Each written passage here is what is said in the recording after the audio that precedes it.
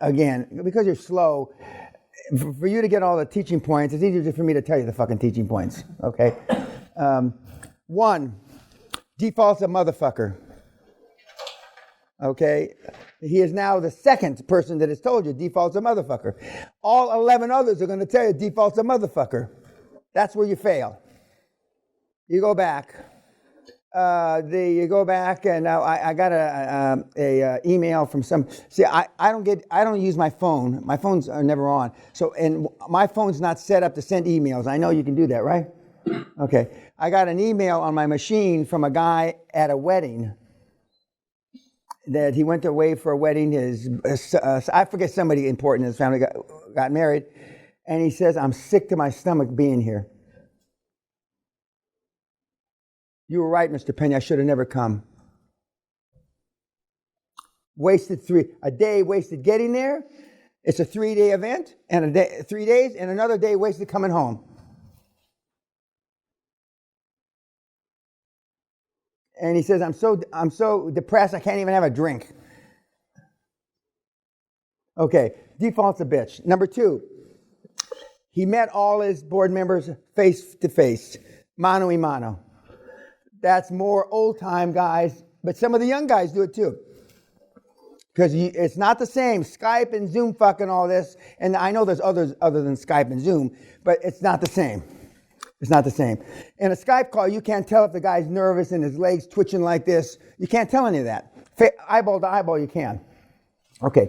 Number 3, his goals went up from 100 million to 1 billion. Now, the challenge with, nothing wrong with a billion goal, but the challenge is the larger the transactions, the more time they take.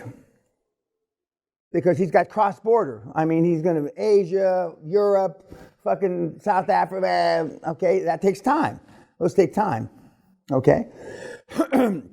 So I bring this point up for a couple of reasons. Number 1, you've got to set your expectations with your board members. You know, like the kid says, "Can you get it done in 2 months?"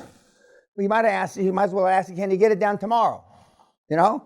But if you set the expectations when you're recruiting your board, and they think you're going to go out there and you're going to be Captain America, and then you sit and you're sitting there pulling your pud in the 5th month, they lose confidence in you.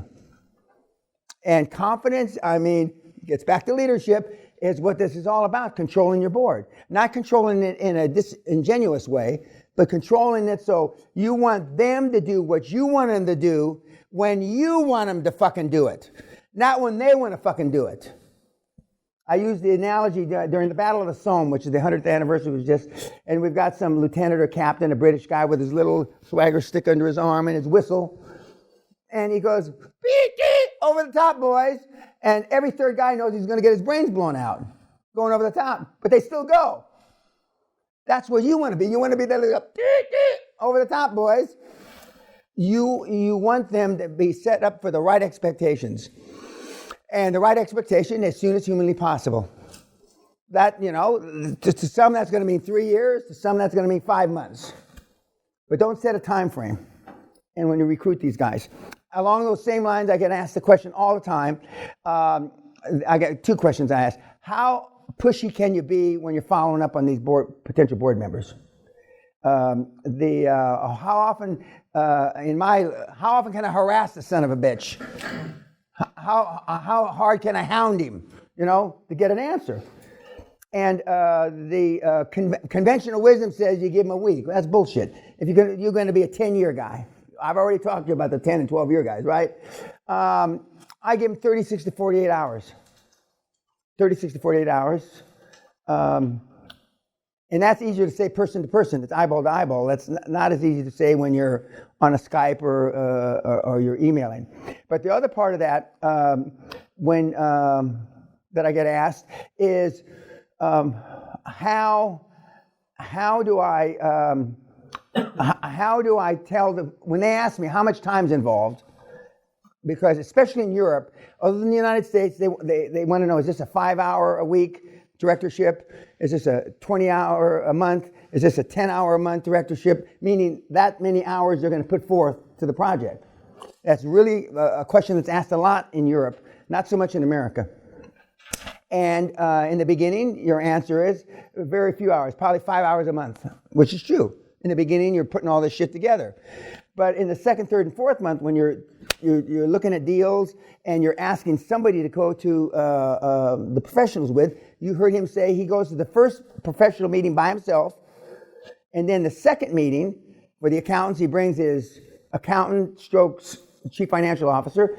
To the second meeting with the lawyers, he brings his in-house lawyer with him. Now he's the CEO in his deal. So, but you want the relationship to be, remember I said the most important person in the accounting relationship and in the law relationship is your engagement partner, the person that signs the paper that says, and if you have a senior engagement partner, he can do more shit for you than a junior engagement partner. So you want that relationship to be one-on-one, and you want that relationship to be solid. Now, he made the point, which we haven't got to this again. If you go into the accountants and you're in an office this big, they think that you're dog shit. They're going through it for perfunctory reasons. They're going through it for drill. Okay? If you're come into a room this big, now, it sounds braggadocious. When I go to these meetings, which isn't very often, normally it's in the main conference room and there's 10 partners. Because I'm not there to talk bullshit. I'm there to talk fucking business. Okay? And like he said, they had a lot of partners, and so that's one rule of thumb benchmark. The next rule of thumb benchmark, if you're in a room like this and there's no partners, is a senior manager. Now, I'd leave, but you need to practice, so don't you get up and leave. Don't be so fucking hoity-toity that you get up and leave. You need to practice. But they don't think much of the deal. They don't think much of the deal. Or they're practicing just like you're practicing, as I pointed out. Okay, another teaching point from Deb. The guy that was asking the questions. Now, guys, I'm not telling you not to ask questions, but normally the guys that ask the most questions do the least. We have statistics on this. Why we're the ones that do the least?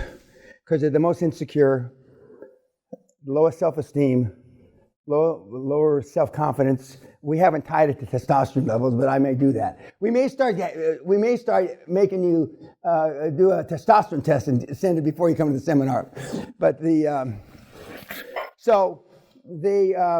guy that asked, there were four questions, four guys. Two Irishmen. One is about a 6'7", 300-pound Irishman who lives in Singapore, who's a neighbor of his. He now belongs to the Tanlin Club that he alluded to. And the other Irishman is a guy who is from Dublin. And the fourth night or the fifth night during the seminar, and both Irish guys like to drink. And the big guy had the little guy on his lap like this, and they were singing like a ventriloquist, like a puppet. And they're singing Irish songs, and then everybody, I came down, and they're all going, nah, Irish.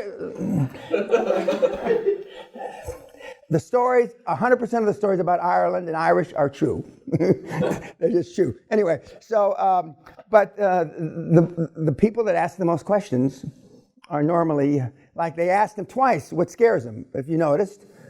Was the other guy deaf? I still remember, one guy was sitting here, one guy was sitting here.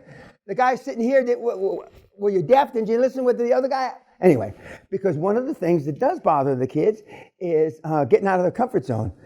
They got 60 different ways of asking it, but nobody wants to get out of their comfort zone. Like I said, when Mike Tyson I know I'm looking at you now when I said, when Mike Tyson was at his peak, remember he couldn't get people to fight him. And the minimum was running around. I don't know if this was this was before Rogan Snipes, I believe. But they said $10 million to get in the ring with him. I'll get in the fucking ring with him for $10 million. We'll see just how fucking tough that little shit is. And but absence of evidence. But I've been beat pretty good before. I know what it is to be knocked out. I know a bar stool cracked over my head. So that's not such a scare to me. And for $10 million, right here, you got one shot right here, and I'm out, the fight's over. I'd have my accountants and everybody there collecting the money first to make sure the money was there, but right here. But that scares the kids. That scares the kids because, and believe me, we're going to show you a site, a link later. You want to figure out shit to scare you? I got a link. There's a link now, an app. It's an app, right? An app. And some of the stuff probably nobody in this fucking room is going to do. There's plenty of shit you can do, believe me. Not just going naked on Madison and 54th Street, and going into Starbucks with a diaper on. I mean, there are other things. Another teaching point from Deb is it's now a little more than $1 billion. And he's in discussions with all of them. It's now dropped from 9 or 10 companies down to 5 or 6, but there's some cross-border things and some other things. But it's tough. But once he hits the cash register, I mean, he will instantaneously have generational wealth off one deal. Off one deal. Again, the challenge with the big deals is less of them come through. Less of them come through. And the last thing, not the last thing, but Deb, and he said, and he's already been a professional for 20 plus years, when you walk in, especially in the tech guys, the guys that are loosey-goosey the way they dress now, without a tie, when you walk into these rooms, for those of you that are going off in that arena, they will be, just as he said, blown away. They'll spend the first 5 or 10 minutes apologizing for being underdressed. And then you got them. All we need is a little edge. Then you got them. They're on their back foot, as they say in Britain. They're off balance. And it works. And then when they see who your chairman is, who your dream team, Jesus Christ, if PwC, second largest accounting firm, is backing this guy, and Denton, the largest law firm, is backing this guy, it adds tons of credibility. Tons of credibility, and that's why the system works, with no money. No money. Okay, now, your comments. Yes, sir. Would you please explain what a senior engagement partner? Okay, a senior engagement partner, let's take PricewaterhouseCoopers. PricewaterhouseCoopers probably has 3,000 partners worldwide, okay? They've got a board, they've got 10 or 15 senior partners, and then they've got a couple layers of senior partners. But a senior engagement partner is the partner at the firm that you have your relationship with. He's the guy that you pitched from LinkedIn, or he's the guy that you've been turned over to, because you may pitch a guy on LinkedIn that will not be a guy in your area. Let's say you want healthcare, and and even though the guy says, I'm in IT, healthcare, his real forte is IT, and you want a healthcare. So then he'll turn you to a healthcare guy that's senior. But a senior guy is a guy who's 10, 20 years a partner, 10, 20 years. He just made partner last week. Now, there's two kinds of partners in the big firms now. There's an equity partner, and there's just a partner in name. The equity partners, they're phasing out. So if you get an equity partner, he's a guy that's been there 25, 30, 35 years. The new partners are partners in name. And now, if they don't make you a partner, then they make you a director. Well, being a director at PwC doesn't mean shit. It's like a vice president at a bank. They got 8 million of them.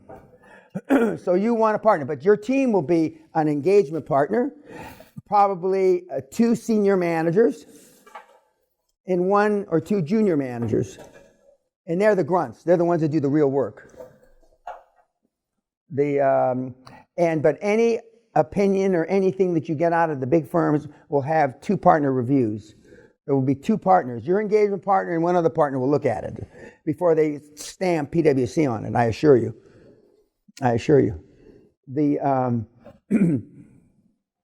Okay, now, any questions, stuff that I didn't cover? Anything else? It's easy peasy.